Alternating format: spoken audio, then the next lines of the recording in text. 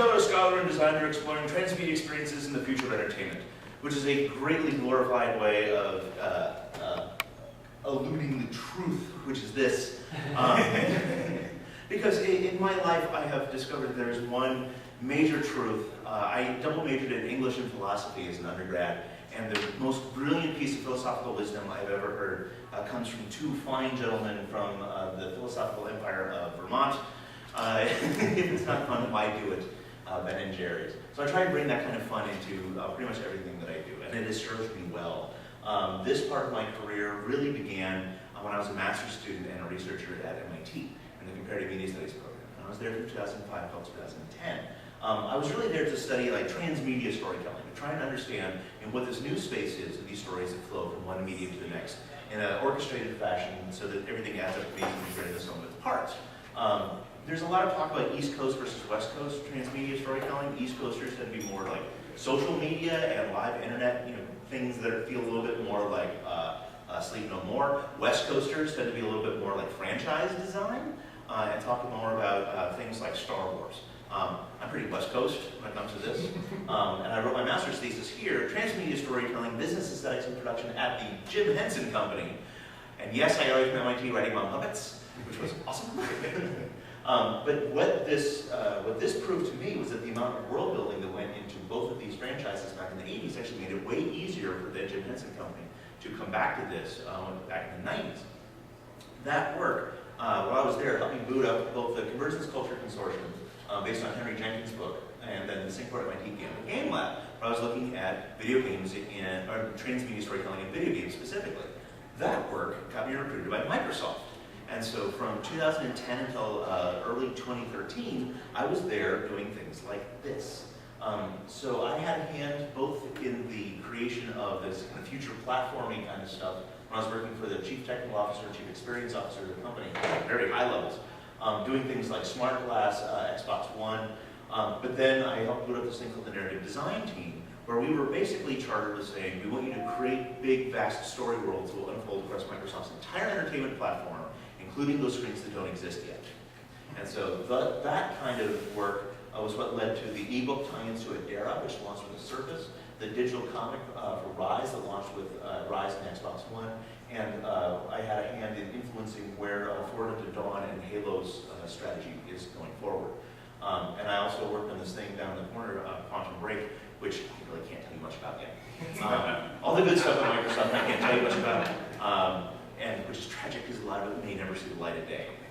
One of the things you learn when you work for a place like Microsoft is that there are huge, huge, huge projects that will blow your mind that may never actually reach mainstream platform stuff.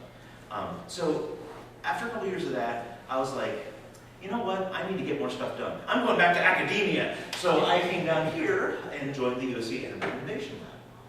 Because my mentor back at MIT, Henry Jenkins, had left MIT, came down to USC and helped boot up this thing. Now, Henry is situated across both the film school and the Annenberg School of Communications and Journalism at USC, which is a really interesting split. He's a provost professor. And they do all kinds of great stuff over in the film school, and I do a lot of fun playing with those guys too. But the Innovation Lab is actually in the Communications and Journalism School, which one of its major advantages is if we can argue that it is a communications technology or a communications practice, we get to play with it. And so we bill ourselves as a high-energy, fast-paced, thick and do tank that explores emerging challenges and opportunities in society, media, and culture. And as its technical director, I get the purview to go out and buy things like 3D printers, Oculus Rift, go buy all the cool toys. Again, big geek, play with cool toys. Now the big thing that we're doing here for the course of the next couple of years is this thing we call the Edison Project. And the larger assertion of the Edison Project is that the media and entertainment industry is seeing its greatest period of radical change since Edison invented the kinetoscope.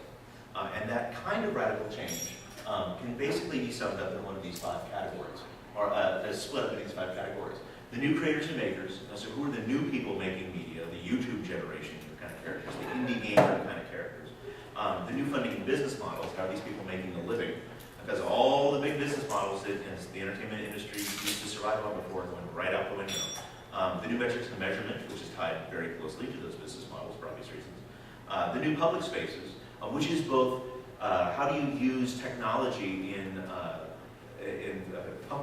public spaces and civic engagements in order to both narrow the digital divide and participation gap, but also thinking about, and I'll talk about augmented reality later in this talk, who has the read-write access to the world?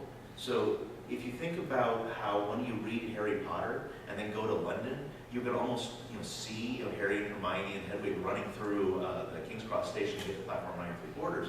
That's because at a certain level, J.K. Rowling had read-write access to London, had read-write access to King's Cross station. But if you're suddenly writing those kinds of stories not in a book, but in an augmented reality experience that is then superimposed literally over the very place you're talking about, does that place you're talking about have the right to legislate or control that kind of right access over it, that augmentation over it, the same way that somebody would argue, oh, you can't paint graffiti up on our walls. So there's this augmented reality artist named Heavy who's worked with our lab before, and he did this project a couple of years back when the last Pirates of the Caribbean movie came out, where he used augmented reality to superimpose the faces of the big Wall Street banker, tycoon, corrupt guys over the faces of the pirates in the Pirates of the Caribbean movies on the posters. And it was a really brilliantly obnoxious kind of artistic statement. But when you look at that, you're like, who has the right to control that? Who has the right to legislate whether or not that can happen? So that's one of the things we talk about in these new public spaces. And of course, the new screens, which is what we're all here to talk about. And is really my key area of passion as evidenced by these things I wear on my face. So over the course of the last academic year, because I've only been there for a year, this is kind of what I've been drilling down on. So you can almost break these new screens up into three major categories. This idea of tangible storytelling, this idea of AR or augmented reality and wearable storytelling, and then VR and 360-degree storytelling. So virtual reality and 360-degree storytelling. And as you'll see pretty quickly, the Venn diagram overlaps between these things are starting to get incredibly, intriguingly muddled, and all in good ways. Now, when I say tangible storytelling, what I'm really talking about is how do you tell stories with objects? And this is not new, right? I mean, I grew up in the 80s, and so I grew up with these kinds of toys all the time. There's a fascinating case study out there on how the story world was built around the Transformers toys by a guy named Derek Johnson, if you want to look into his stuff.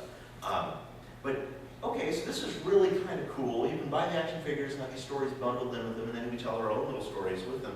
But what happens when it's not Hasbro or Mattel manufacturing these things? What happens when it's us? What happens when 3D printers start to become ubiquitous? How can 3D printers start becoming storytelling devices? And some of these experiments have been going on for a while. There were a couple of services that allowed you to print your own characters from Rock Band or World of Warcraft. And that's pretty cool. You also have these services, they're starting to appear where you can create your own action figures in 3D modeling software and assemble those.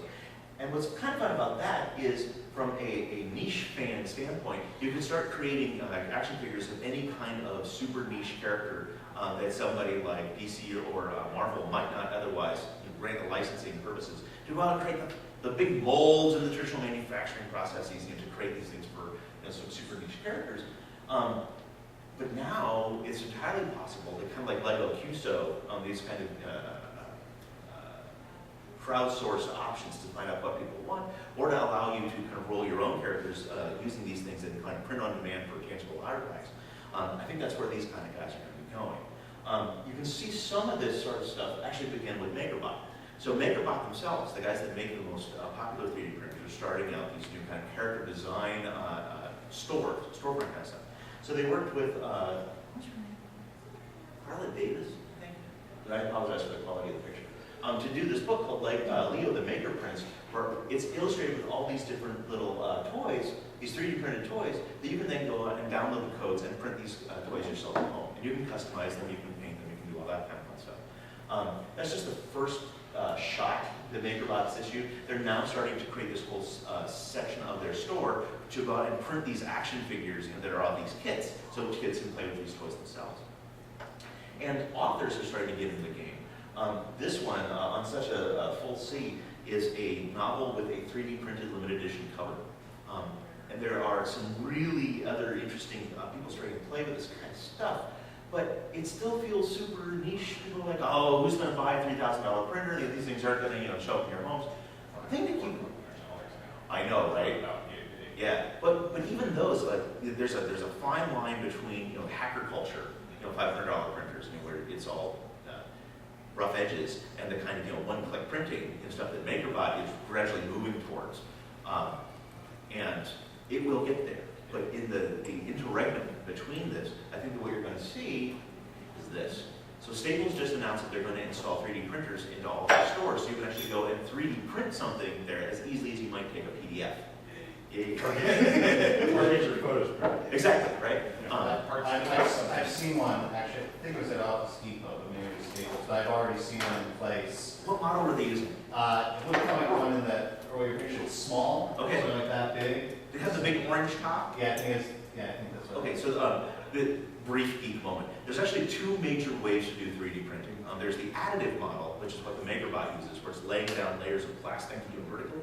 And then there's this other model that the Form 1 uses, which is the one I had in the picture a couple minutes ago, where it's actually shooting a laser up through a puddle of resin, and it's telling it basically telling the resin where to harden, and it's extracting this model up out of it.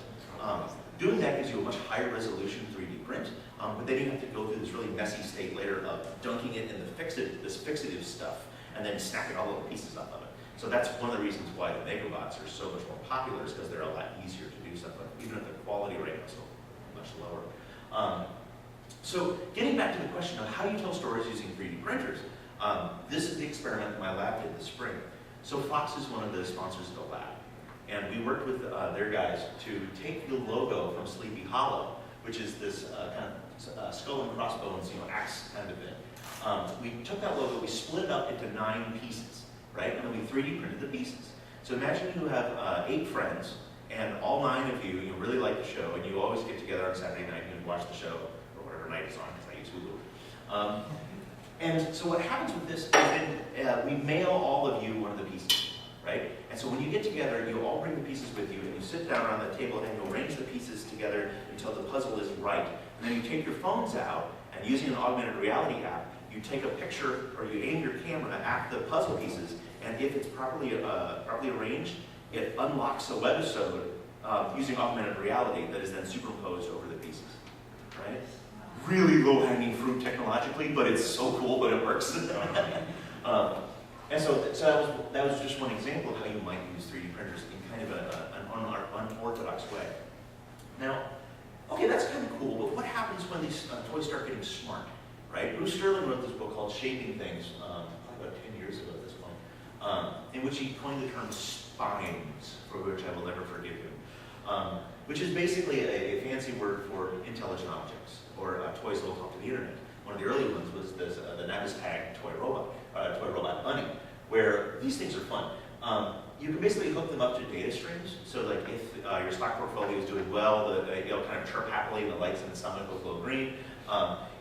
Or if I have one and you have one and we live on different sides of the country, I can tell you that I'm thinking about you by twirling the bunny's ears on mine, and your bunny's ears will twirl at the same time. So it's kind of fun. Again, smart objects, not entirely new. How many of you guys remember Teddy Ruxpin? All right. I just realized I might have sound. I think I have to roll my own sound, which is fine because I have the.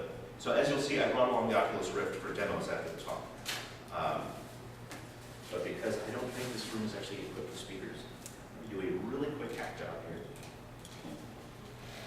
Because I want to inflict upon you some of the great artifacts of videos people think about this space.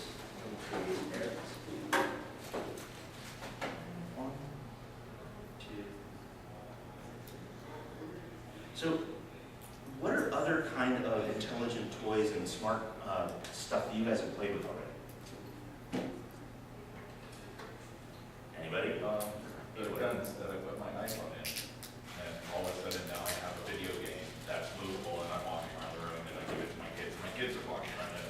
They're playing laser tag and shooting things that are these little floating octopuses, and you're firing them, and then ships come in, and you're shooting ships. And we're running around with like an iPhone or an iTouch, and we're plugging this iTouch 4 or iTouch into it, and it's just a blast. And then the battery dies, and we go charge the iTouch. Then we pop it back in and play for another 30 minutes. So who makes that one? Oh my god, I believe it was Wyrd. It was called the company. Okay. And I found it on sale. They were phasing them out because that's when the iPhone 5 came out. And this thing didn't fit the iPhone 5. Yeah. It's the 4 or the touch. So I had a touch, so I'm like, okay, I'll buy this. Oh man, yeah, that's one of the major problems with these things is the generational compatibility. And how quick things change. Yeah, that is excellent. Okay, let's try this.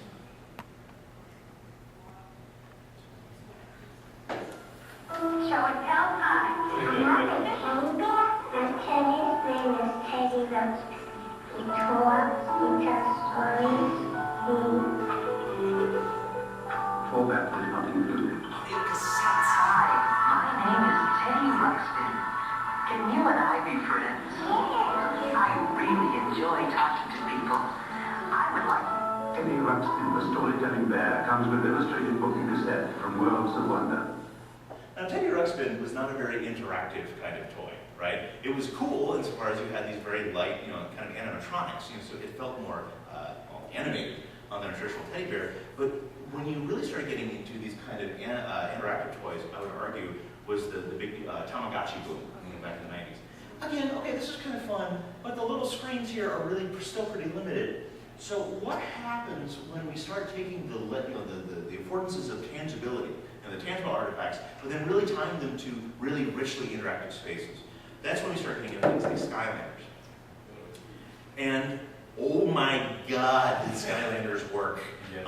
Skylanders blew the doors off of its revenue expectations, which is, of course, what brought Disney hot on the heels after that. And God bless Infinity, it really kind of rescued Disney's interactive division.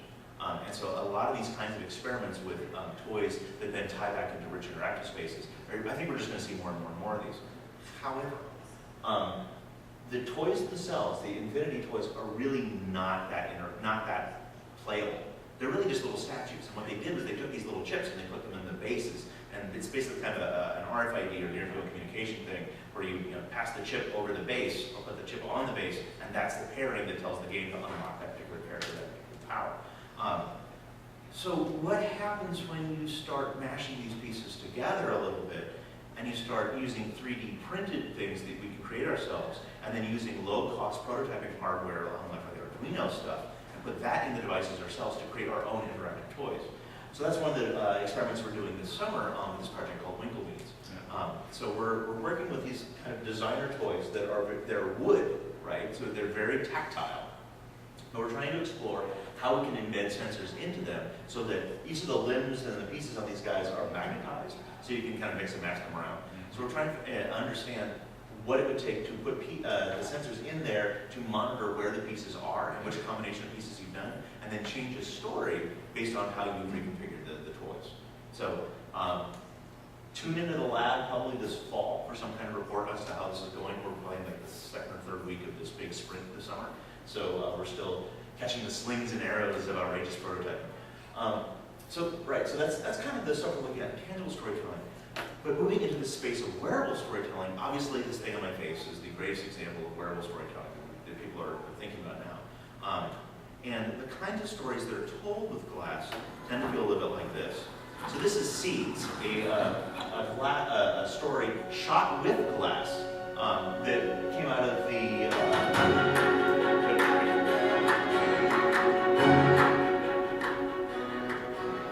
that came out of USC's film school.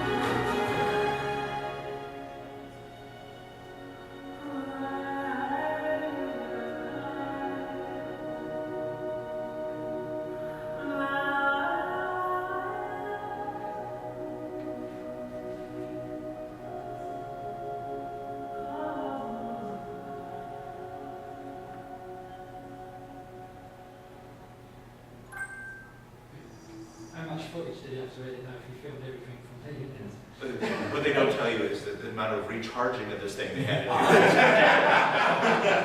That was my guess. I've seen people where you see the wire. Oh, yeah, so yeah. They have a big battery pack. That's just not it. So, but this is an example of the shift that something like glass allows us to do, I would argue really for the first time, at scale, from third person, like in a novel, to first person novel in a film. You know what I mean? So it really lets you get inside the head of whoever's writing these. But that's not really pushing the affordances of this thing far enough forward yet. This is one of the first videos that came out of Google's labs.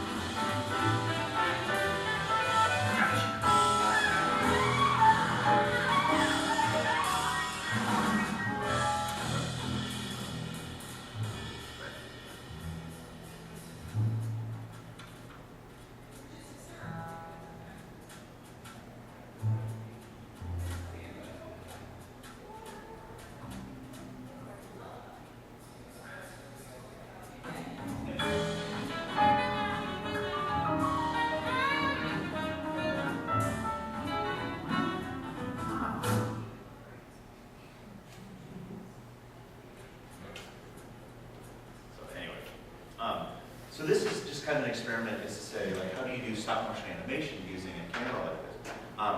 And that kind of stuff is just going to get weirder and weirder and weirder, because the new thing that Google's working on is embedding cameras into contact lenses, which, speaking of DARPA, yeah, like, you know this is coming. But that kind of superimposition of storytelling artifacts over the real world is something we've been playing with augmented reality experiences for a while. How many of you guys have seen Anomaly? All right. So Anomaly is a augmented reality comic book.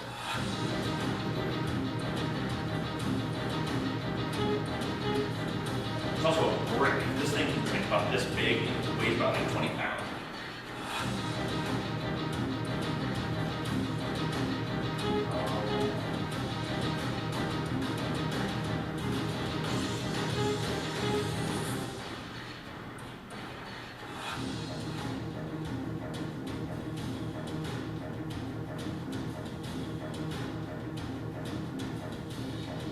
Getting back to the tangible storytelling part before, when Avatar came out, the action figures for Avatar actually had an augmented reality cards that came with them. So if you held your augmented reality app up and looked at the cards for Avatar, it would put up like the little ships, it would do little animations and things like that.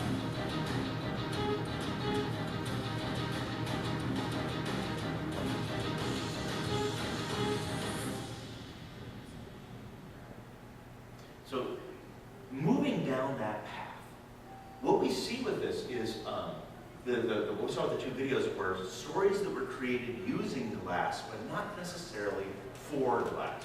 So what we were trying to do at the lab this semester is to figure out what does it mean to tell stories that can only be experienced with glass, or that are better experienced with glass, Not necessarily with straight up the augmented reality stuff, but kind of thinking along those lines.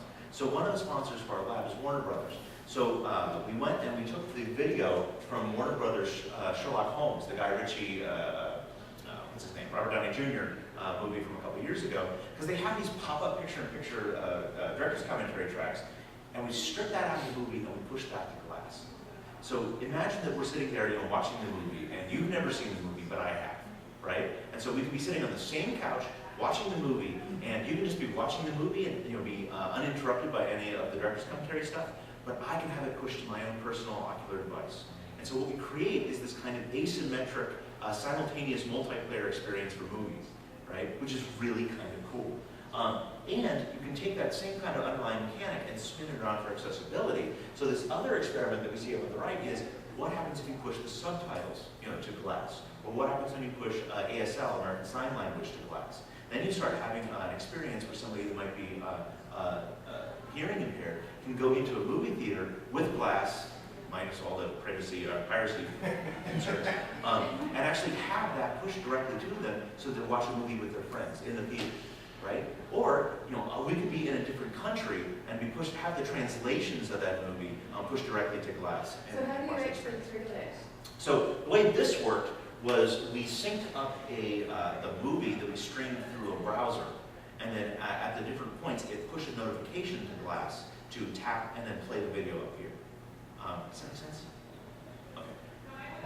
Have you seen the app that transposes the words from one language to Word lens. Word lens? Yes. Because I can see that on glass as being a really interesting. That exists. Yeah. It's one of the coolest things, that demos that actually came with this thing. That's actually, I think, why Google bought the company that made Word lens. To be able to do that is wicked. The word lens thing is unbelievable. Yes. So cool. It's part of that Star Trek future, right? Anyway, so this is one of the experiments that we did. But moving beyond that, what are the other kind of major wearable devices that people are talking about? So guys like this are one of the other major growth areas right now. And people have been experimenting with this idea of storytelling using these, the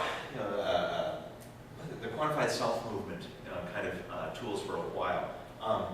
A couple of years ago, Six to Start, which is a futuristic storytelling company, I think they're in Portland, created this thing called Wanderlust, which took the idea of, okay, let me back up for a second. It's easy enough to have a story that unlocks in an app based on if you visited particular places, right? What you do is you geofence a location, so it unlocks a little bit of story or a video clip or something like that when you walk to the right GPS coordinates. Fairly simple.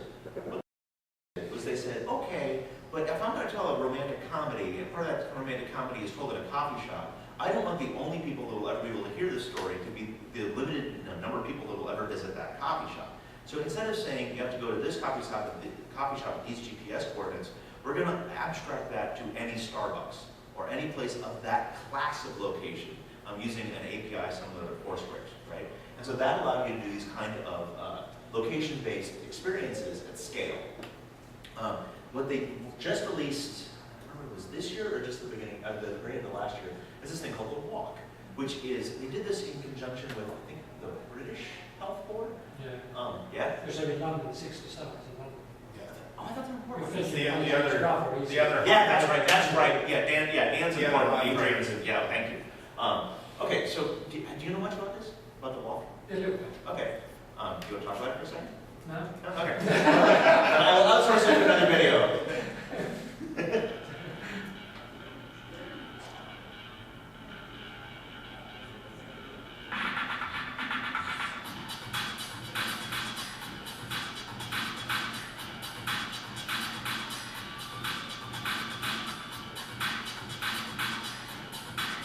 Okay, so far this is very basic, pedometer kind of stuff. And this is where things start to get interesting.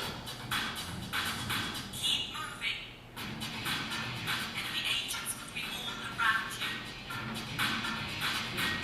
They'll be here in a few minutes. We have to get away.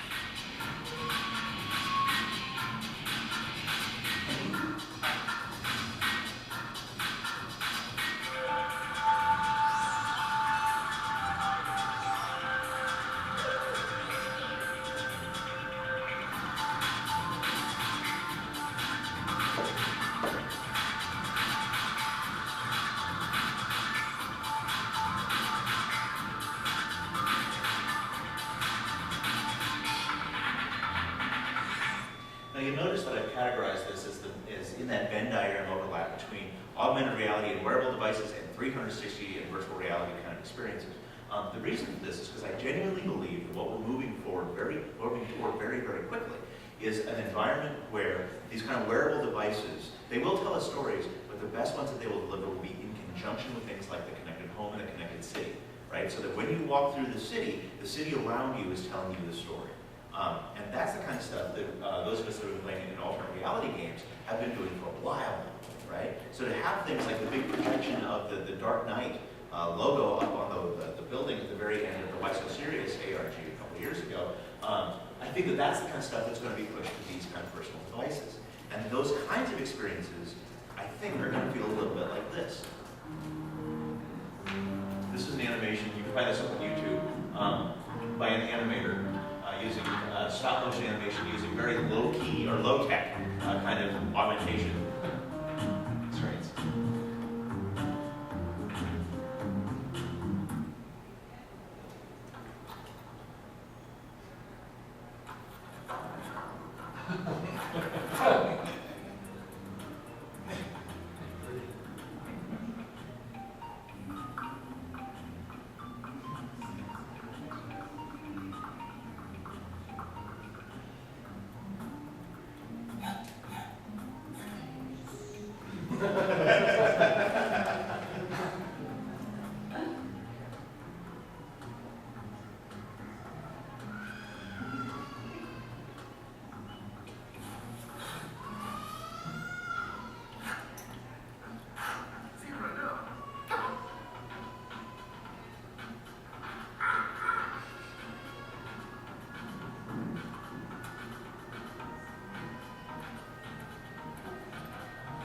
So what's that going to feel like when you can put on one of these little devices and look through it at the world around you and have these little characters playing with the world?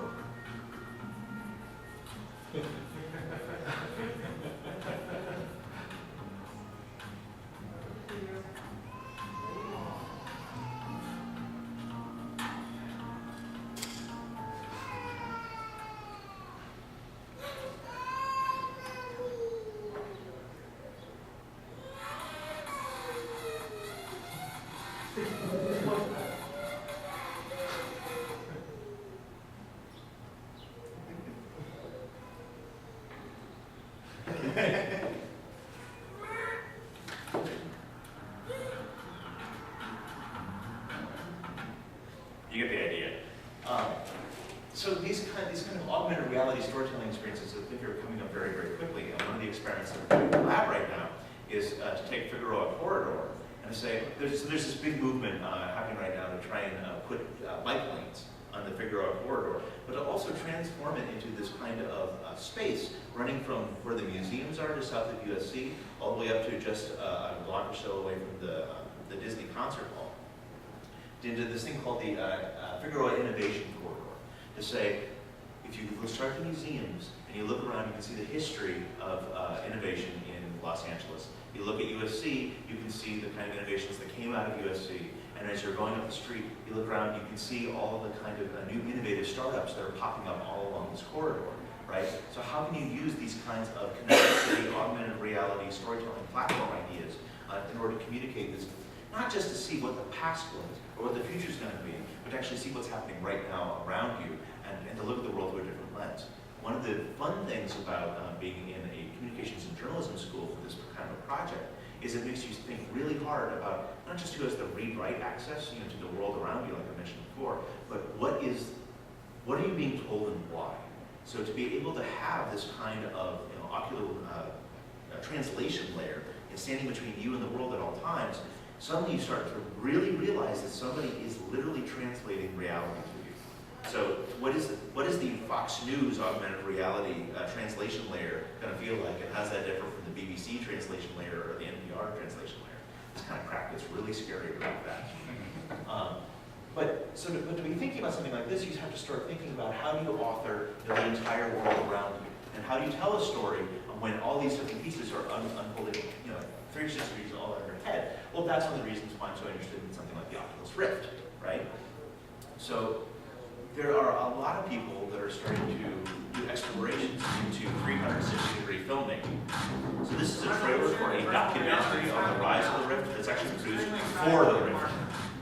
Very easy to put on. It's really basically a lot like a pair of ski goggles that you're wearing. Everyone really needs a hat station to be running into it. The Oculus Rift is just one screen, but there are two lenses.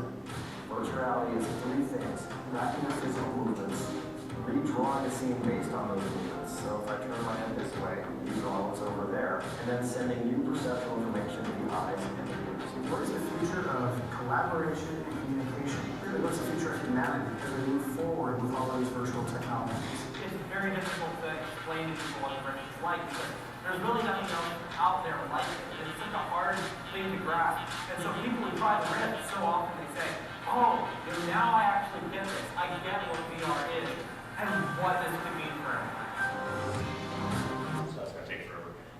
But some of the things that people are playing with, there's a guy named Chris Lowe, who is a music video director. And last year-ish, he worked with Lincoln and Beck to produce this music video, where what they did was they took these cameras and put them on stage with Beck that were facing out, in all 360 degrees. And then in the browser, you could listen to and play, and then kind of use like QuickTime VR, you kind of experience and drag around inside of the browser and look all around. Well, this year, when the Rift dropped, they were like, wait a second, we can take that same footage and translate it over into the Oculus Rift. So when you put the headset on your head, you are actually looking around and it feels like you're on stage. It is that tactile kind of conceptual shift in your head from being able to play around, just dragging a cursor around inside of a browser. Yeah, you get the feeling, okay, this is a 360-degree experience in the browser, but it's only when you put the thing on your head that you really genuinely feel like you're there. And that's a really fascinating psychological difference in media when the content is exactly the same, right? So another company that's doing some experiments with this, HBO did a promo for Game of Thrones called Ascend the Wall. That was part of their Game of Thrones touring show to promote the new season last year. And there's a couple of great stories about this on Joystick and Kotaku, if you want to go back and look at it. But basically, you put the thing on your head and you find yourself on top of the wall looking around. There's also a company, how many of you guys know Kentucky Route Zero? Anybody? All right. So there's a company called Cardboard Computer. They created this, they create these games that are kind of very rudimentary in their graphics, but they have this really beautiful aesthetic, kind of all their own. And so what they produce for this thing, the entertainment, which I actually have on this machine, I can give as a demo afterwards, is you put this thing on your head, and it lights up, and there are these folks that are sitting there talking inside of a bar, and you realize, oh, okay, so I'm sitting at this table. I can kind of hear what they have to say. And then this goes on for a while, they're having this nice little conversation, the story's starting to emerge, and then you turn around and you realize that there's an audience behind you, which is really kind of weird. But it's a great example of a story that is kind of non-traditional. It's not the kind of thing that you would see when you have these things in your head. Because a lot of people see the Rift and think about it only as a video gaming system. It came out of video games, but in no way, shape, or form should we think of it as being limited to video games. Now, where this starts to get interesting for me is a secondary rise that's happening at the same time, which is the rise of the connected home. So things like these kind of little smart app things by Belkin, where you can plug them in and basically you can turn on and off a light switch with your phone as remote control. This is only kind of interesting. I bought one, played with it for like an evening, and then took it back. But this starts to get cooler with things like Philips Hue. So Philips partnered with Disney to create this thing called a Story Light.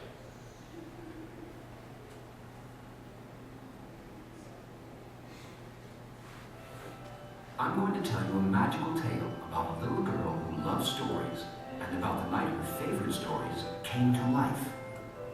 As she does every evening, our little girl plays while she waits for Mommy to come put her to bed.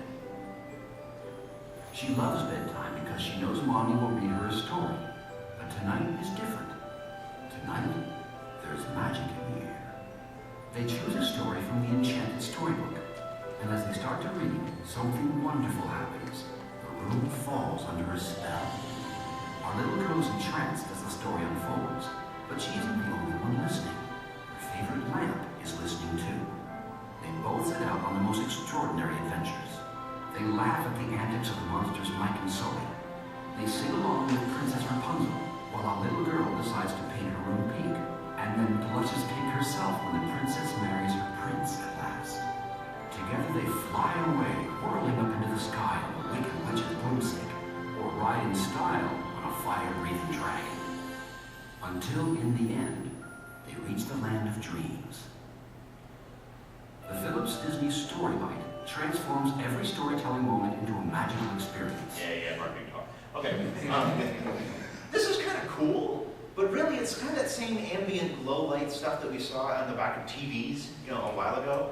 I'm looking at this, I'm thinking, there's got to be something that's even more fun that we can do with this yet. And so this year, this last semester, I built this. I apologize if it's really dark, but this is a prototype that I built using the Oculus Rift for what it's going to feel like to tell stories using the connected home. So when you boot up Lighthouse in the Woods and you put the Rift on, you find yourself in the middle of this big room. And all around the outside of the room are picture frames, right? And this disembodied voice starts telling you the story about this lighthouse that's located out in the middle of a forest that his family was tasked with protecting, but they could never tell anybody about it, and they could never set foot in, right? So he's telling you this tale about the night when, during a family reunion, and as he introduces all the members of his family, the picture frames around the room light up with the portraits of each family member.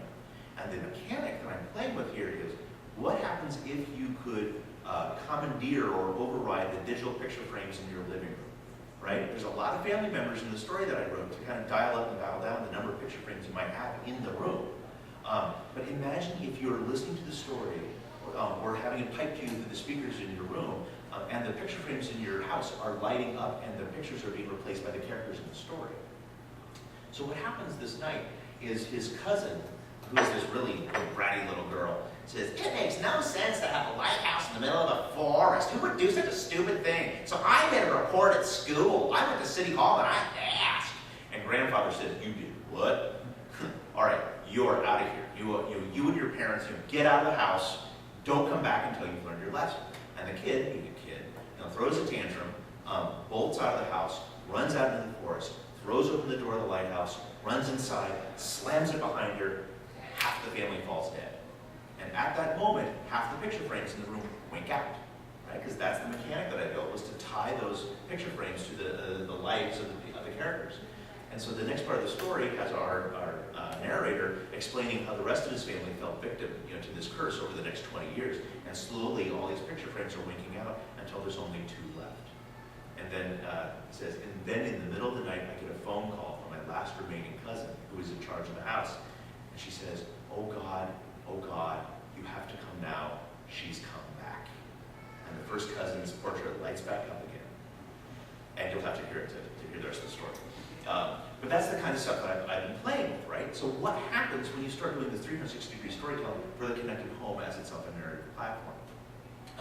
And what I realized is this starts to feel an awful lot like designing for something like the Haunted Mansion, right? What you're trying to figure out is using the same kind of mechanics you would see in a video game, how to direct people's attention to the right part of the room at the right time, right? So what I started playing with was, how do you start embedding the sounds? Like, how do you embed speakers in picture frames to make those kind of triggers happen like that? So I've been playing with this a little bit, but that kind of stuff is really on the rise right now. So there's a lot of people that are doing experimental games, things like Gone Home, that aren't the big pew pew pew kind of games, but are more exploratory. And there are people doing these dramatic installation live action experiences like Sleep No More or The Drowned Man. This is a really great article from The Guardian from last week that will really catch you guys up on that quickly. But when you start looking at this kind of stuff, what you start realizing is that the transmedia storytelling space is about to explode, with a new generation of really interesting connected experiences. And so all of these things that we see, everything from the traditional stuff like comics and games and animation, books, then the kind of new media, stuff like YouTube, Twitter, and websites, now they're starting to yield into connected cities, smart objects. And we're going to start moving very, very quickly into things like clothing, projection mapping, and even things like the food truck, that Game of Thrones, that Mike Minello and Campfire did for Game of Thrones a couple of years ago. All these things are the new media that are just tools in this larger campaign that we can start to build. To start having transmedia stories that may start on television, then go to a book, and go to glass, or start in a wearable device and then go to a game and then end up in a 3D printer, or end up in something, some crazy concoction kind of like this. This is where we're heading, and this is where we're heading very, very quickly, because people are already starting to prototype these. So, and there's a David Cronenberg retrospective called Body Mind Change that got stood up at the CFC last year, where Lance Wheeler and company bolted a 3D printer into the flow. And as you're going through this thing, what's happening is it is customizing a pod, a 3D printed critter for you. And so your pod would be different than my pod, which would be different than your pod, because all of us have slightly different experiences as we're walking through it. Another one that's really interesting is State of Sin, which is a Hulu episode series from a bunch of the Firefly and Stargate alums. It's one of the first ones I've seen that actually has a glass experience built into its flow.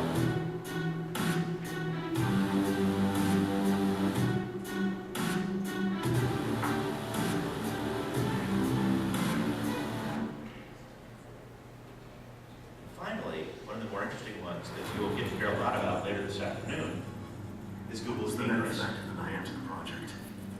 We crossed a threshold in which global security could be risked.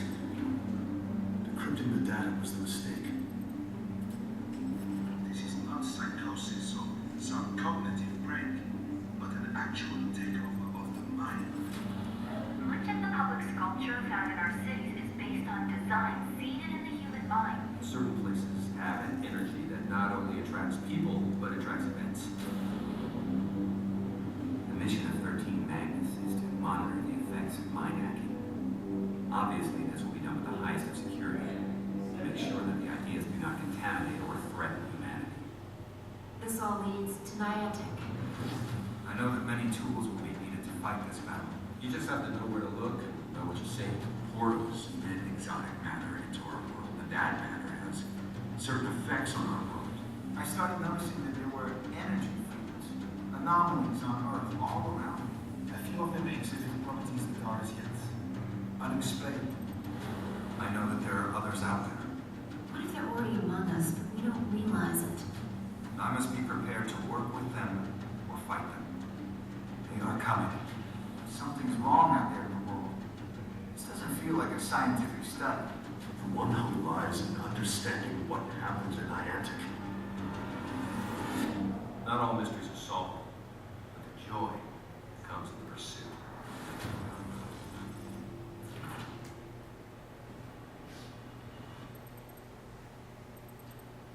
So you guys should all go to Flynn's talk this afternoon at 2 o'clock in the theater, where he's going to be talking about exactly that, about what it means to tell stories using things like Ingress that blur the line between fiction and reality, ARG style, but also using the kind of connected city, wearable devices, that kind of stuff, these kind of next generation transmedia stories.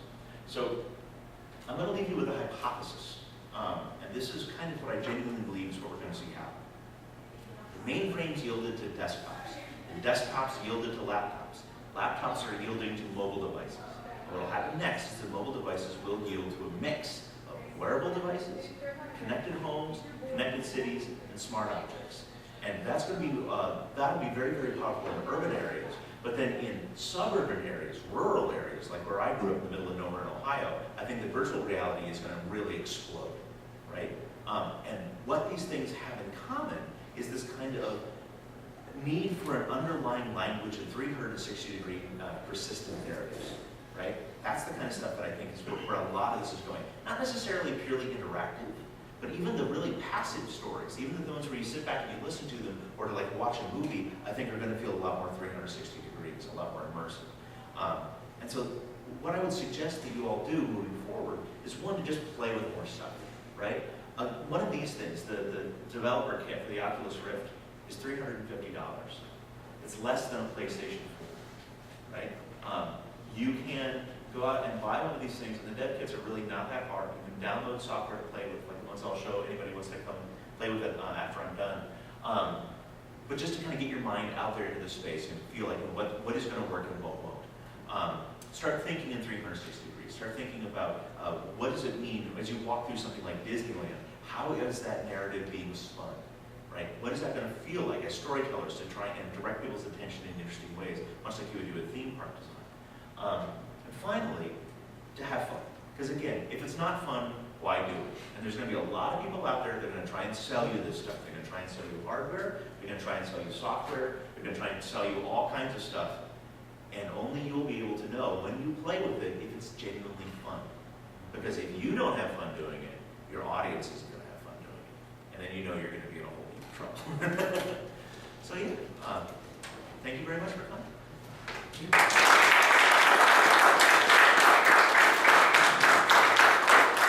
Questions, comments?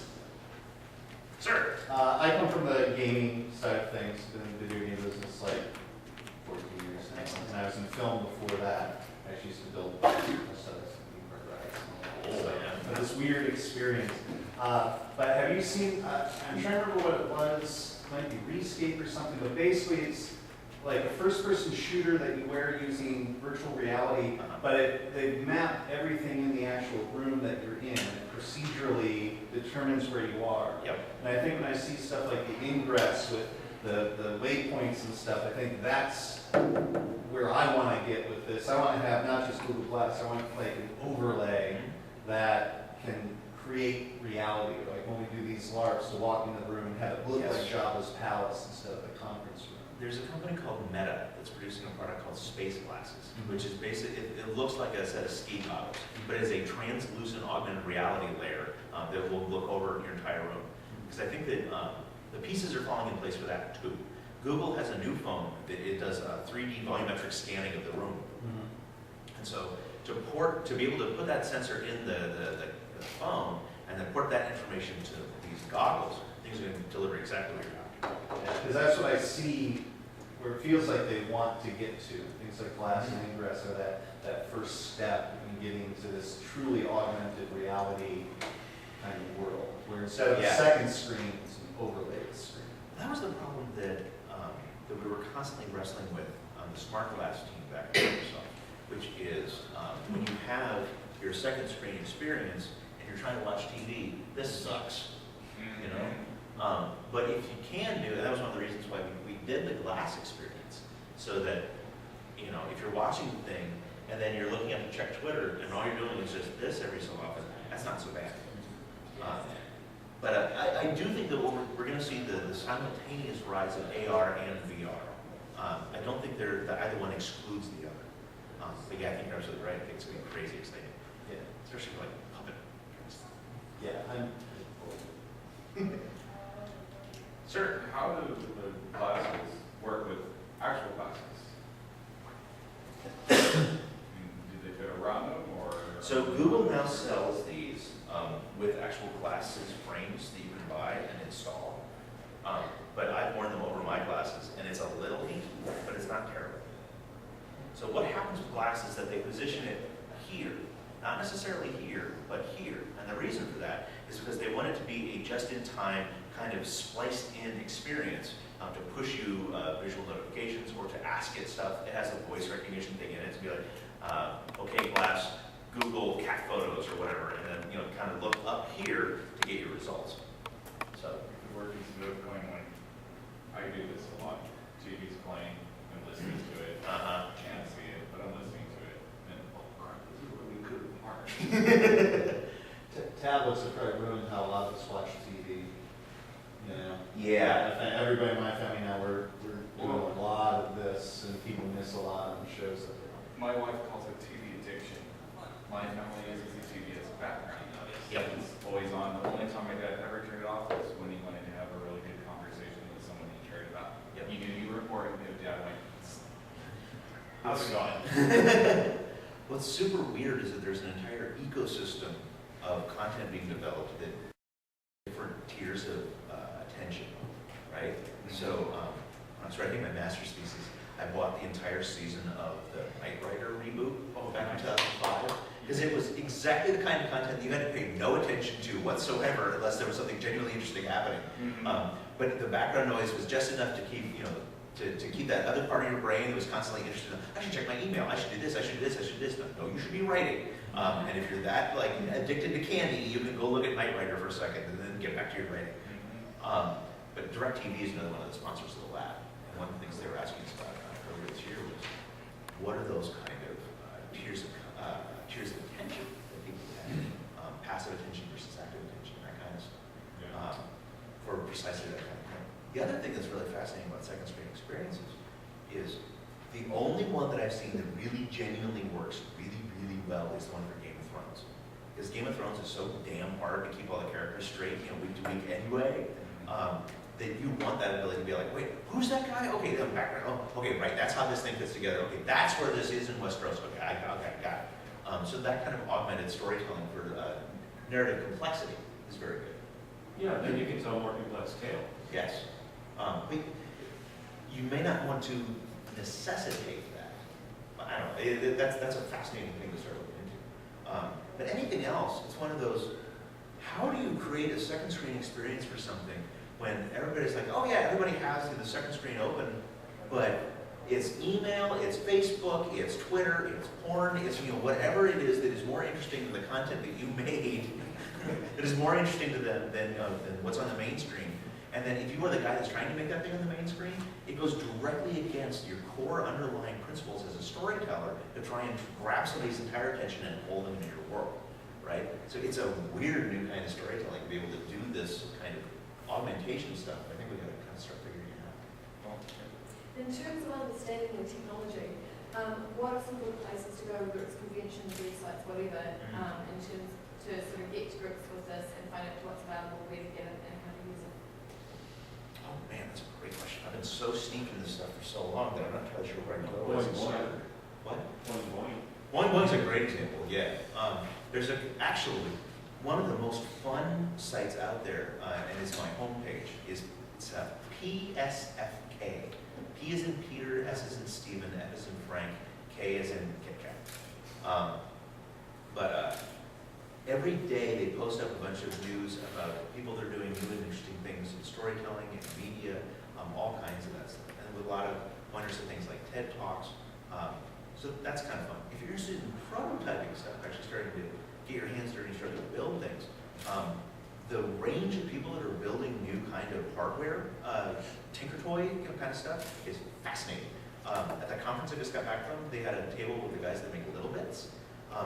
And I don't know if you've seen these or not. It's basically electronics programming stuff with sensors, but they're basically little magnetized chips that you chain together. So there's no soldering involved, there's no welding, and it's impossible to get it wrong. So that's a fascinating way to get started. So that's an Internet of Things conference that you just had. Solid, yeah. Solid. So it's solidconf.com, I think. So that, yeah, go scrape that a little bit, and we'll start to see some of those points. But what I hadn't realized was that I thought that Little Bits was geared specifically towards little kids, and it's not. It's geared towards classrooms, but also towards artists, towards English majors. It's a great way to start thinking about, if I wanted to tell a story with some kind of connected toy or smart artifact, I could start doing the innards with something like Little Bits. Do you know, so what we find is, so with our technology we can connect to bits, we can tell a story. The problem is finding a common script format. So have you got any insight on that? Are you working on that as well? There's a couple of people that are starting to create translation layers. One, you could do it through IFTTT. Do you guys know if this then that? Yeah. Okay. So that's a really fun service to say, like, you bolt one data source in, and then you, as the output, you put in something else like your watch, so that if I get an email from this person, make my watch chime or something, or change the lights in the room, that kind of stuff. There's a new service that we just launched last week, or announced that it's solid. I think it's called Nomio. N as in Nancy, O, A, M as in Michael.io. It's from IDEO. But it's one of those kind of common programming language translator kind of services.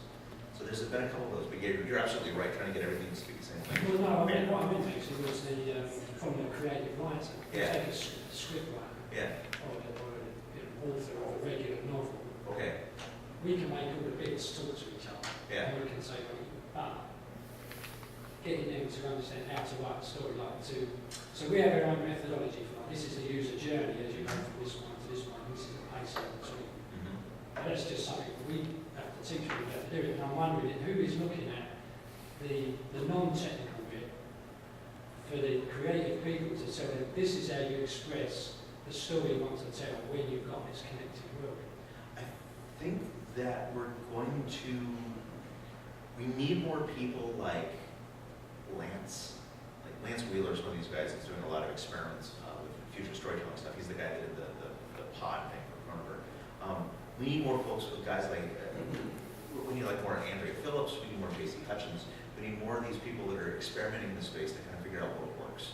And I think that they're going to be the ones that start coming back and start translating this into what are the aesthetics, what are the aesthetics, what are the poetics of this kind of transmedia storytelling space. One of the things I've been working on for forever, remember the master's thesis I talked about at the beginning of this thing? It was all about in transmedia stories, how you create these kind of empty spaces to stitch pieces together. So that in Star Wars, they make this reference to the Clone Wars, then Lucas can come back and tell the animated stories about the Clone Wars years later. And he's basically, by making this throwaway reference in the original movies, creating an open-ended hyperlink to a narrative part later on. That was one of my first, like aesthetics of transmedia kind of arguments. The book I'm working on has 9 more of them, so this big like top 10 transmedia aesthetic kind of things. Once I get that done, I think I need to start doing this one too. Like, what are the aesthetics of connected home stories? What are the aesthetics of connected city stories? Because only then I think will we as writers start to think about what these new tools are. One of the things that I think about a lot is side quests in video games, so that when something is triggered, it unlocks chapter 2B, or like a whole section of other stuff. So, but instead of like a forking narrative, because these things are completely the bane of your existence as an interactive storyteller. They just have like an infinite number of forks you have to write. But to think about little chunks of text that appear and disappear based on what the system knows that you've done. It's almost like, have you guys ever read Moby Dick and then tried to skip all the Whaling for Dummies parts of the book? It works. It actually works. It's a better book if you read all the Whaling for Dummies parts. It's a longer book and sometimes much more boring book, but it's modular. And I think that kind of modularity of switching things on and off is something that we're going to see more and more of in stories. So that if the system knows that you're in Washington, D.C., it might unlock another chapter specific to Washington, D.C., or specific to the place that you're in to kind of drive that home into like, this, we know where you live.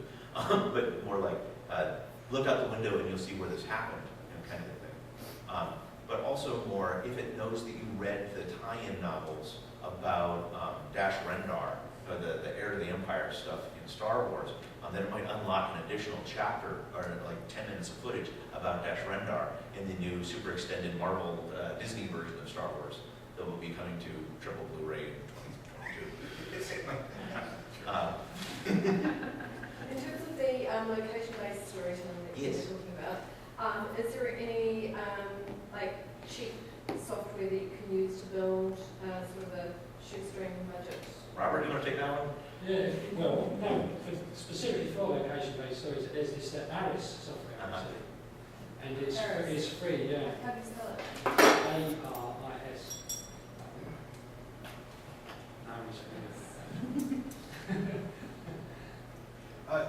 So, can you explain a little more how cities are getting connected? Like what exactly do you mean by that? I understand the home, like plugs and appliances, but and is that stuff open to us as creators, or is that like city lockdown security stuff? That is a fascinating question, because it's coming at it 2 different ways.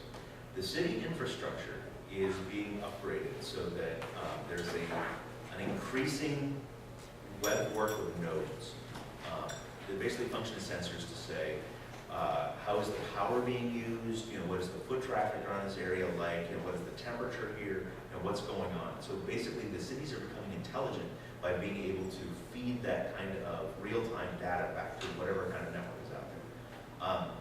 I believe that different cities will have different APIs, so to speak, as to who can tie into what. But one of the big questions right now at a governmental level is, what data do we make available to people? Now, and that's why I think that it's more interesting as storytellers to come at this from a more grassroots point of view. So to say, I may not have access to the video cameras, but I might be able to think about storytelling as geocaching. You know, I can trigger things in particular locations. I can do some kind of punk rock, go bury an iBeacon. So iBeacon is a Bluetooth low energy technology that Apple just unveiled in iOS, where the most recent was, where you basically have these tiny little things about that big that are powered off of a single watch battery. That thing will run for 2 years. And if you have the right app configured, when you come within a certain radius, which is configurable based on the iBeacon settings itself, it'll trigger a push notification to your phone. So to be able to bury one of these things under a rock in Central Park, you don't need New York's permission to tell your story using these iBeacons, as long as that kind of pirate radio of Internet of Things kind of stuff exists. And good luck to the cop finding your hidden iBeacon in the rock. I probably shouldn't say that on the record. Does that answer your question at all? Yeah, well, it does, because, especially the post 9/11 world and all that, I have to believe all the actual streams of data going to the city are going to be locked down, right? I mean, traffic congestion and that kind of stuff. I mean, you can always link to the actual cams, like traffic cams or something like that. But I got to believe all that metadata isn't going to be quite available to us. I think in London we've got an API for a lot of public data to look at the buses, for example, whether they're on time, and the tube system and stuff like that. So I think there are like proper protocol to access parts of it. And it is probably going to be city to city, right? It's going to be or state to state or country to country. Politician to politician. Party to party. But like Geoffrey said, you can set up your own network, because the people that sell these sensors and stuff like that, they feed into their own cloud, and then with the service you can hook into the cloud and get that to send you triggers and events from that. So you don't have to build your own.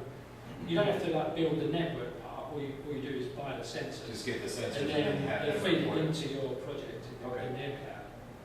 Do you see right now sort of like a jockeying for protocol basically? Or now we have the World Wide Web and the internet, and everybody sort of says, okay, this is how it works, and well, I know. But Having worked with the Internet Explorer team, I laugh at your assertions. what I mean. My dad couldn't get on the internet and find a web. Sure. And I'm sure that there's 1,000 different ways of doing that. But that's the one that the majority of people end up using. And so with this sort of like the Internet of Places and things, you see all these varying things and people wanting to become the number one. So once we have a common language, will all this become easier? Okay. It's funny. I'm happy you asked that question, because it actually just came up in competition earlier this week. Because of the reason that hardware tends to work with each other, and the reason why the real world physical objects tend to work with each other, is due to things like IEEE, right? And so that there are these boards of people that all agree that in order for wrenches to work and bolts to work, they must adhere to certain standards, and they must speak the same language of hardware and measurements, right? Software is not quite that smooth, but the Internet of Things, so Solid billed itself as software, hardware, everywhere. And it's that mixture of hardware and software that's going to make up this Internet of Things, that the hardware itself may need to have some kind of interconnectivity layer, but the software, much like web browsers, are probably going to have people jockeying over which competing languages to make things talk to each other for a long time. And unless somebody at like the governmental level or some a W3C style level for the web steps up and says, no, these are the rules, I think it's going to be a bloody fight for the next 10 years. Wow, that was a downer. On the upside, there's so many things I first saw 3D printing 10 years ago. It was just perfume bottle makers making prototypes on $2 million machines. Now here we are later. So oh my God, there's one on the desk. So I look at 10 years and think it's not that far away. So that's a positive side to it. One of the reasons why that's happening is because some of the original patents on 3D printing finally expired, and so now that allows for something like mechanics to be shared by everybody. It's also one of the reasons that Form 1 is one of the only companies that do the extraction thing, as opposed to the added layer.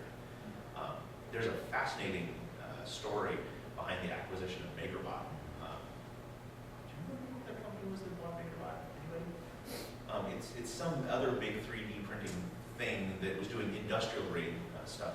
Soon Google Glass will just tell us because we asked. That's right. Okay, Glass. But yeah, there's a couple of books out there on Anderson wrote one called Makers. It's also really fascinating. Go check that one out. I'm not getting that time. What are we talking about? Talk about languages and protocols, basically. Protocols, that's right. So application. And how it's going to be a bloody mess for 10 years. Yes. Any technology or advancement of smell-o-vision? So we can watch polyester the way it was John meant to be Wise. watched. I still have my scratch and sniff.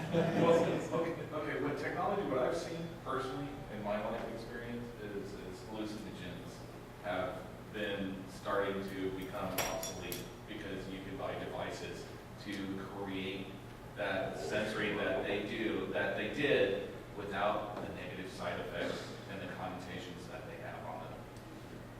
That's what I'm seeing with this Google Glasses, the virtual reality. I'm a child of the 80s, Afterburner in Disneyland for $4 a pop, turning upside down and doing my best shooting, or the game where it was Periscope comes up and you're shooting and blowing up airplanes that are flying after your submarine and you're killing them.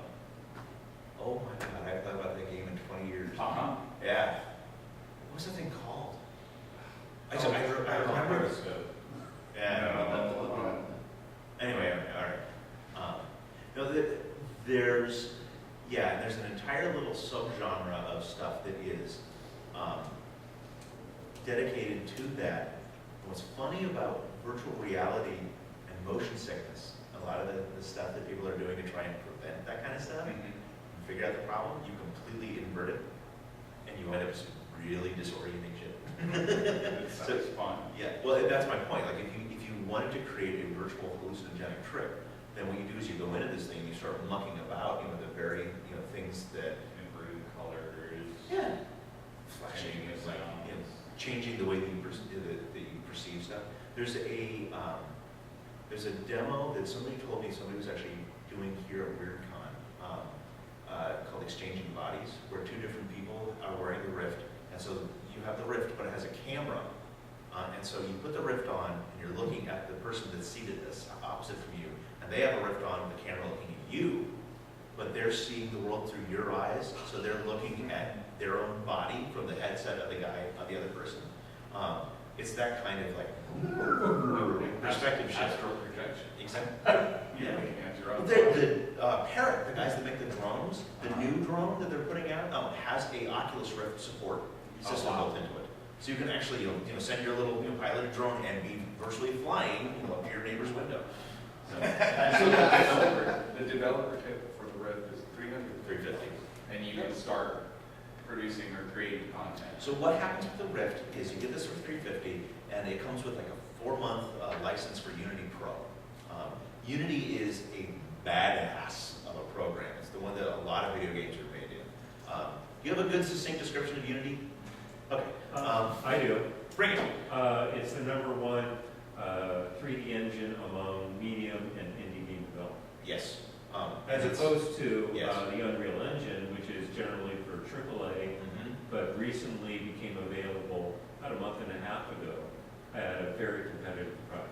The beautiful thing about Unity is it's a plug-in system. So you can go out and buy there's a thing called Uniduino, which is a system that bridges Unity to Arduinos. So you could, so people are using Unity to create these kind of interactive installation art pieces. I kind of feel that Unity is becoming the new Photoshop. Like for the wide range of stuff that people are starting to use this thing for. Because now it does 2D. But it's going to get a run for its money with Unreal Engine now, because Unreal Engine is actively trying to build up an asset store that's going to compete with Unity. Okay. I wish them well. Hey, competition is great for us. I bet. Were you at IndieCade last year? No. The dev days at IndieCade. I think it was. By the way, before you continue, yes. Stratasys. Thank you. No, at IndieCade, they went around the room and they're like, okay, so how many of the developers in the room use UDK or Mono? There was like this little sprinkling of hands. So how many guys use Unity? And it was like 90% of the dudes in the room all fucking hands. But it's the indie space. of the people looking at each other. So somebody did a thing where they mounted a camera on a pole behind them and they wore virtual reality goggles to see if they could operate the world in third-person view in real life. So, so they could actually view themselves from kind of up and behind, and like, wow. They took it one farther and put it on a car Oh yeah. to see if they could actually drive the car through a course. Yeah, it didn't work out well.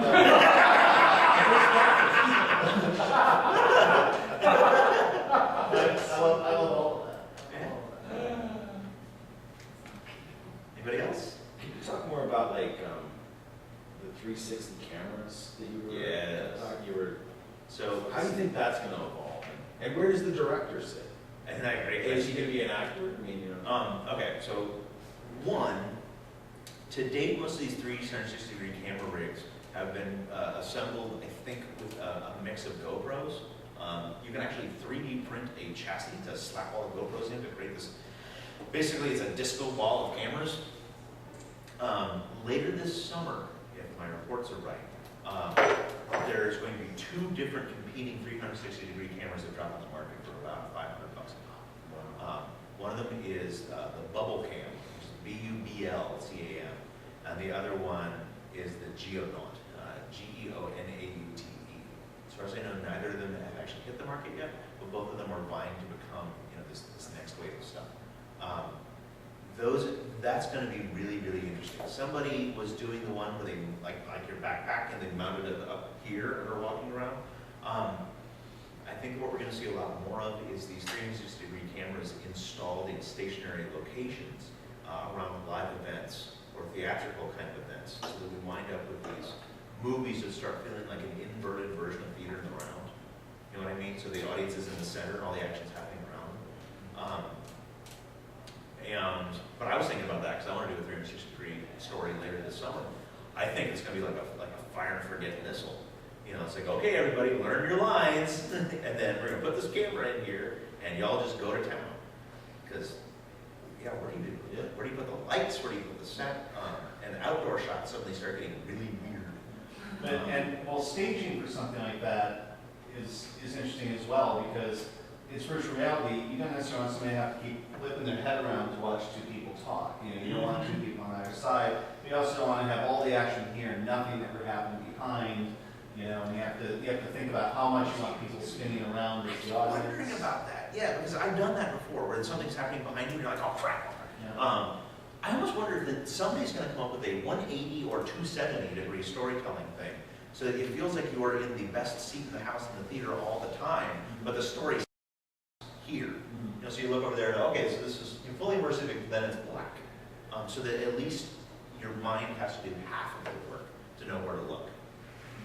But these are the questions that need to be answered in these new formats. That's exactly right. Well, the fundamental problem with viewing the 360 live video from something like the Oculus Rift is you can't move.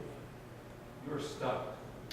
Because what you're seeing, unless you are controlling the camera in the physical space in real time, you can't move your position. Give it time.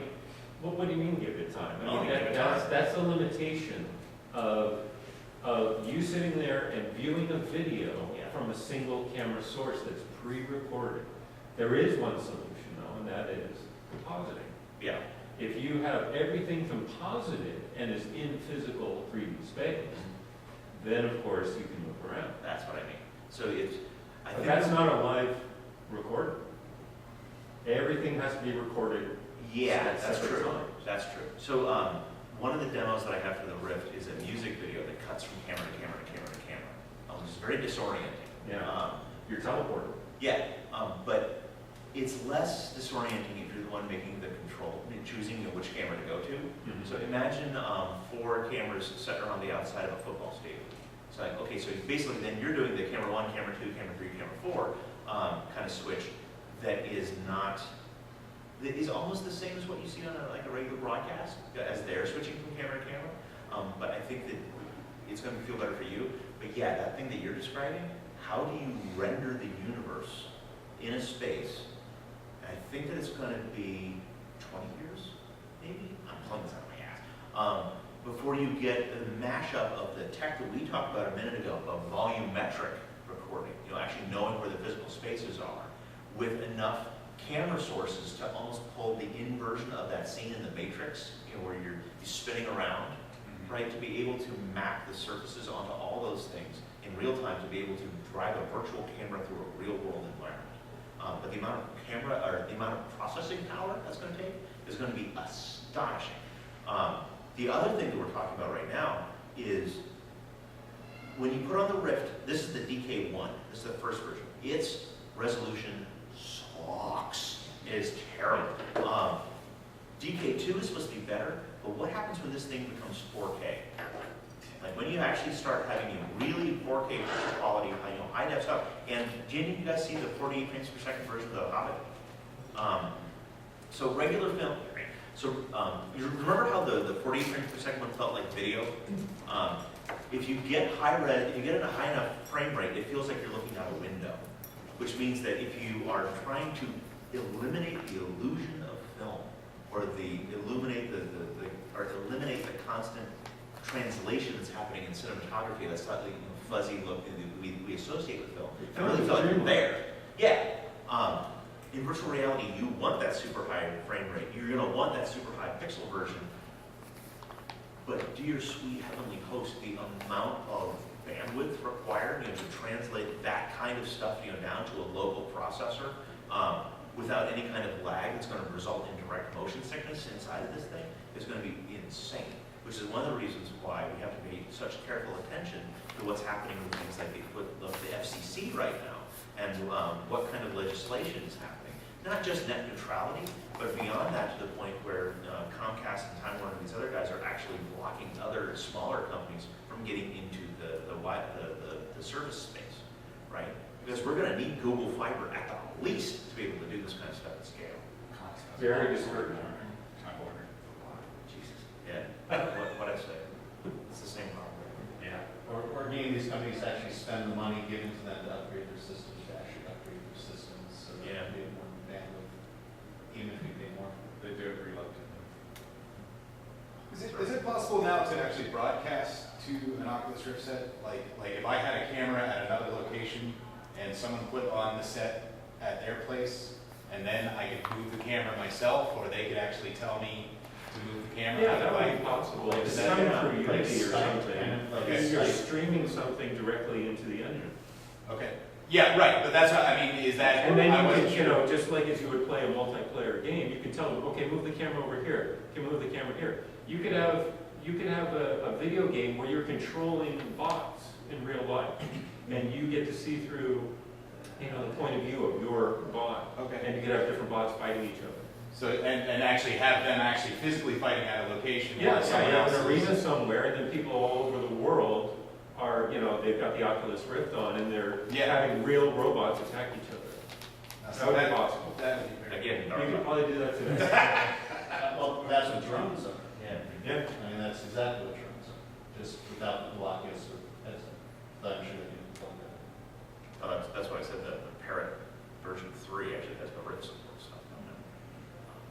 It's gonna be fascinating. So we're at about an hour and a half. We have about half an hour left. If people want to try this thing on. Yes. Okay. Start making a line. I'll get this thing set up and then.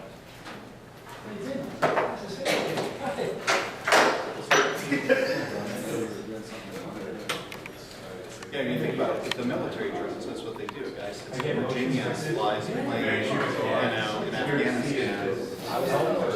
It's just the transporter.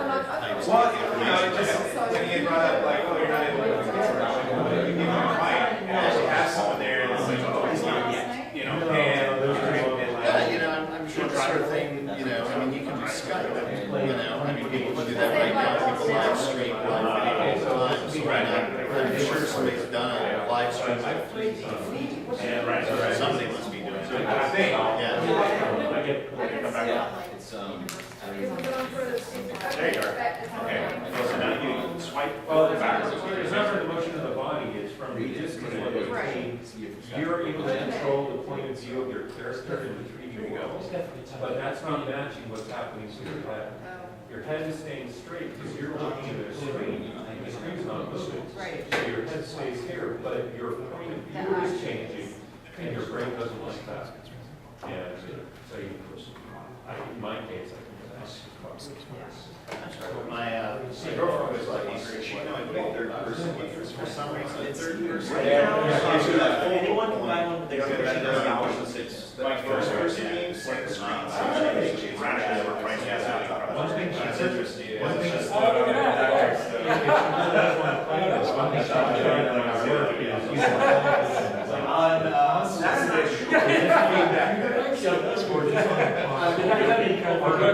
On Saturday.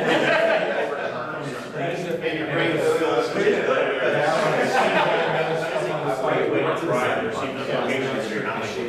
Weird designs in my It's actually a way better. And then my wife was like, It's got to go there. It didn't even last Sunday. It got there. but she let me go, so that's one thing. That's Battle a one. question. Got that answer right. Yeah, so that's cool. Because one of the things is one of the You just checked it out now. Well, I went to the website. He's- Yeah, excellent. You have my jitty. okay, good. They're saying like, Is ours? I don't know about ours. Oh, I could just check that out. So I was told that Robert, you know, Yeah. did that. Yeah. I think a lot of us are afraid of it. can't forget the future. A lot of the children. Yeah, I just did a There is no real future. The father's generation where we were living, doing and then maybe That the was, same that went really kind well. That was just very basic. So it's like to change without it. And that had been watched by someone who's Okay. as well as. And then you got the whole experience, or you get maybe 10% of the experience, because lots of different things going on in different people's You're getting way back. See, one thing that's happening a lot of these work is that everyone great question is Sorry, what do you mean by Problem skills. what I mean is that if there's 100 people in the bar, I love my you're gonna fall That many is one my favorite thing that Apple ever made. Oh, okay, so, yeah, I was the director. Oh, you're the director? Yeah, Oh, I'm yeah. So sorry. I did, you know. I think you were still playing it. Yeah, and it's Oh, really yeah. small. Yeah. Yeah, I have those little And things. so they all got all the Yeah, they did. All the education technology tools. Eight people at a time. Yeah, it was like, yeah, exactly. It's like a As content an avid training. reader and a content. And they are doing 2 hours. And then there were the physical. Yeah. Okay, so with a tour, you take one group. So it's One it's at a really time. great. Oh, No. Yeah, it is good. I'm sorry, because when you described it, I'm picturing, okay, there's like 200 people walking down the street. So it is. No, 8 people completely Let's say immersive. They each These have are a the name these are and the ones who do the league tables of the school, with of each like the other. countries. Where are you in the They league will table decide of what to do. Yeah. our educated kids? So they do a standard testing of 14 And years. they're receiving texts from me as well, and Yeah, like Singapore. me But they stay together as a group, They stay so together they as a can group. discuss what was happening. Yeah, it was all, the whole thing was This designed report, for them to sorry. go on as Is it much as 20 possible 2015? in the time. Yeah, it's like, it's like looking where we rent to be like things. Oh, okay. It started at that Support of the technology. which is kind of the center of town And laundry too. I will expect like laundry is something you guys now. Where we got, oh, you gotta check that out. It won last year Games for Change. without stopping. And it's a social game where like you're you're a captain on some like space colony, but everything's going wrong. And so you have to socially navigate, and what you have to do is you have to listen to all the sides, and then choose a thing, and then you have to tell the center, not sure choose. So it's not really a game, it's all about like, you can use that. Simulation. It is, it's a total simulation, but it like really part the light. Everything electronic One at a time, and the so you guys could use that as like something. I'm saying, you guys will want to check this out, and as we were watching, you know, red tape bunch of rebels coming from our universe fighting this. it's free. Where Charlie And it's actually, it came out of the park. So it's not like, it's not heavy tech wise or anything. No. So it's like, You No, I may be am interested. free. Okay. Yeah. You know what watch it on It's TV. very simple, it's just they Oh, it's hard? No, it's a TV series that lasts one season, and I think It's it web was property based. You know, there is, you know, when I was looking Yeah, at so kind of what it's scenarios. interesting on Brazil, because Yeah, Brazil, when I was looking at what contacting me scenario to through create, LinkedIn, you really are some quite dudes kind from of a Brazil, limited they're number like, of sniffing tropes around, that like, what you did can you use do? And, for this you kind know, of, you can't you really know, talk the about kind of stuff. link. So I'm kind of like, You in know, this loop, like, you know, like can I trying to talk make to all- It's weird, man. two of the most So yeah, so obvious that's goals. cool that you're in there and you're doing so, it, because it yeah, seems like that's a you know, that was fertile kind of environment. like, I'm not saying that Yeah. it's the only idea. Oh, It's yeah. just having Yeah. a face sort of influence on Because I went to the South by that's Southwest what I meeting, would say, you know, and that Charlie blew J my didn't really know mind exactly about Yeah. all these So, core yeah. standards Yeah. and like Yeah. all the So, boring you know, I wasn't pedagogy, really like worrying too much teaching a about child to look at monitor and you type know, anything. because I was And that's a thing, you know, it's like, but you have to put it in there when you you're know, I teaching, didn't really know if you have to check it was off. like, Make sure yeah, it makes so sense. that's why the It's audience like, was very active and it very really is engaged. kind of like, Was it your first it's one? the brakes on a lot of stuff, so like, So, if you're looking yeah, straight so at it's it, kind of like, Well, what I'm yeah. doing now is I yeah, step it was back kind and of that like blew my mind. I'm like, okay, how can I I had all these put that ideas stuff in there? and So now I can go in and say, look, I've got these core but I standards. wasn't Because sure. that's what, that's the So only I thing just that's wanted to used find in out. Where do you Yeah, look that's for what Unless they're like a materials real, or resources forefront to school, help you it's develop the Yeah, Google wants it to be, I think, you know, you kind of look up the right thinking. It's like that. I'm trying to get all those. Okay, class. Some of the puzzles Okay, you're in were- training mode they just now, came you out know, with we're a in new- training mode, so we can start to be. I know that they were doing And it, so, you know, check it Yeah, out. some of the people who paper puzzles Okay, now, that you're ready someone to else go, wrote. so you gotta- That's a good way to say it. Or stuff like that. Just out of the way, right? That's That's what at least officially. they Yeah, should. I'm not really sure. Again, a dark box, or that's It's coming. fine. Like resources, I don't know. Yeah, and it's You know, like movie ideas like,